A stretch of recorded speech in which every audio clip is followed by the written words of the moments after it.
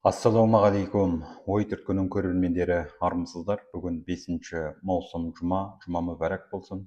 Бүгінгі тақырып тағы да Ресей-Украина соғысы мен таяу шығыстағы шиеленіс туралы. Кеше Украина президенті Зеленский Путинға ашық хат жолдап, тікелей кездесуді ұсынды. 26 жыл бұрын билікке келдің, сол 26 жылдың жартысын Украинаға қарсы соғыспен өткіздің, НАТО, орыс тілі, геосаясат дейсің, бірақ соғыстың шынайы себебі тек сенде ғана. Ресей тарихында солтүстік Кореядан көмекке ресми әскер алдырған алғашқы басшы сенсің. Ресейді Қытайға түбегейлі тәуелдеткен алғашқы билеушісің. Украинаға қарсы соғысты бастаған сәтте Украинаның ішінде бүлік болады деп ойладың, бірақ бүлікті өз қолбасшың өзіңе қарсы жасады. Халқың мен олигархтар қазір бұл соғыстан шаршады деп жазды Зеленский өз хатында. Бұл арада Зеленскийдің бүліктеп меңзеп отырғаны вагнерлердің басшысы Пригожин екені айтпаса да түсінікті. Қазір біз соққы жасауды күшейттік. Мамыр айында 30 мыңнан астам сарбазың жойылды. Шығындарыңның 63% қаза тапқандар, ал 37% жараланғандар екенін білеміз. 21 ғасырда есі дұрыс әскер мұндай статистикаға жол бере алмайды. 2027-2028 жылдары да соғысты жалғастыру ойын бар секілді. Біз барлау ақпараттарын алдық. Біз де қарсы тұруға әзірміз. Приднестровье, Белорусты да соғысқа қосу жоспарың бар екенін білеміз. Оған да дайындалып жатырмыз. Осының бәріне қарамастан біз соғысты аяқтатуды ұсынамыз. Екі елдің басшысы тікелей кездесейік. Әлбетте Мәскеуде немесе Киевте емес, ол мүмкін емес. Швейцария, Түркия, араб елдерінде кездессек болады. Келіссөз барысында ұрыс қимылдарын тоқтатуға әзірміз. Бұл әлемдік тәжірибе. Дипломатия қазіргі ұрыс даласындағы майдан шебінен басталуы шарт. Жаппай тұтқын алмасу және ұрланған украин балаларын қайтару іске асса, бұл дипломатияның аясын кеңейте түседі. Қыста Украинаны атқылап, энергетикасын жоймақ болдың, бірақ қайсар Украина халқы қара түнекке шыдады. Себебі артымызда отан, ұлт түсінігі жатыр. Соғысты тоқтату не жалғастыру сіздің таңдауыңыз. Украина дипломатияға да, отанды оқпен қорғауға да дайын деп жазды Украина президенті Зеленский. 1800 сөзден асатын хатында Зеленский Ресей әскерлерінің тағдырына алаңдамайтынын, бірақ украиналықтардың әрбір қазасы өз халқы үшін орны толмас қайғы екенін атап өтті.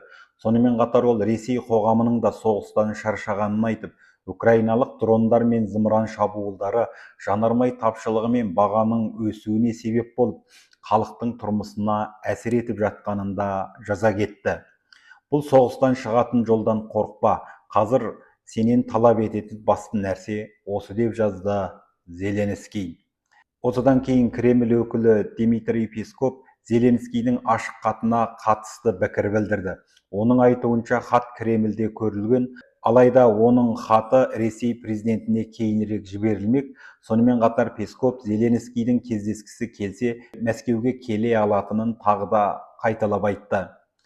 Ал Ресей президенті Путин болса, ықтимал келіссөздер туралы пікір білдіріп, егер Зеленскиймен келіссөз үстелінде отырса, бәрінің аяқталғанына шүкір дер едім деп мәлімдеді. Путиннің бұл сөзі қазір әлеуметтік желіде қызу талқыланып жатыр. Сонымен қатар Ресей басшысы Ресей заңында оған 2030 жылғы президент сайлауына қатысуға мүмкіндік беретін тетіктердің бар екенін де атап өтті. Ал енді майдан даласындағы жағдайға келсек, алдыңғы күні түнде Украина Қырым маңында ресейлік тағы бір кемеге соққы жасады. Светляк кемесіне жасалған соққыдан бірнеше ресейлік жауынгер қаза тапты деген ақпарат бар. Сонымен қатар Пансир кешендеріне, радарлар мен пойыздарға да соққы жасалған. Петербург аймағында тұрған ресейлік Бойки кемесіне де соққы жасалғаны айтылып жатыр. Одан да маңызды жаңалық, ақш-та маңызды заң жобасы қабылданды. Атап айтқанда, Киевке қаржылай көмек көрсетіп, Мәскеуге қысымды арттыру жобасы талқыланып жатыр. CNN ақш-та Конгресс Ресейге қарсы санкцияларды күшейту туралы заңды ұсынуда. Заңды алғашқы оқылымда 218 адам қолдап, 204 адам қарсы дауыс берген. құжат бойынша Ресейдің мұнай саласына санкцияны күшейту, кей ресейлік тауарлар түріне тарифті 500%-ға өсіру көзделген. Сонымен бірге Украинаға көмек беру мәселесі де жазылған.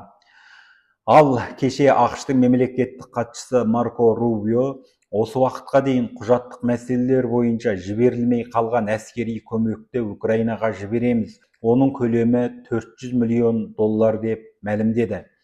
Сондай-ақ Украинаға Еуроодақтың 90 миллиард еуросы да жуық арадан бастап беріле бастайды. Бұл қаржы негізінен 2026, 2027, 2028 3 жыл ішінде Украинаны қаржыландыруға жұмсалмақ. Яғни қазір Украинаның қаржы мәселесі негізінен шешілді.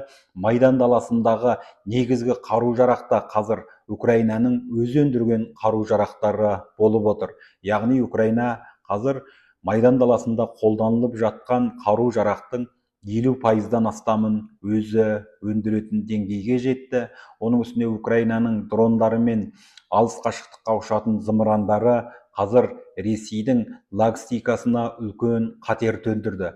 Сосында Украина ұшқышсыз ұшақ өзі жасаған зымырандардан пайдалана отырып, Ресей басып алған аумақтарға баратын жолдардағы соққыны үдетіп жатыр.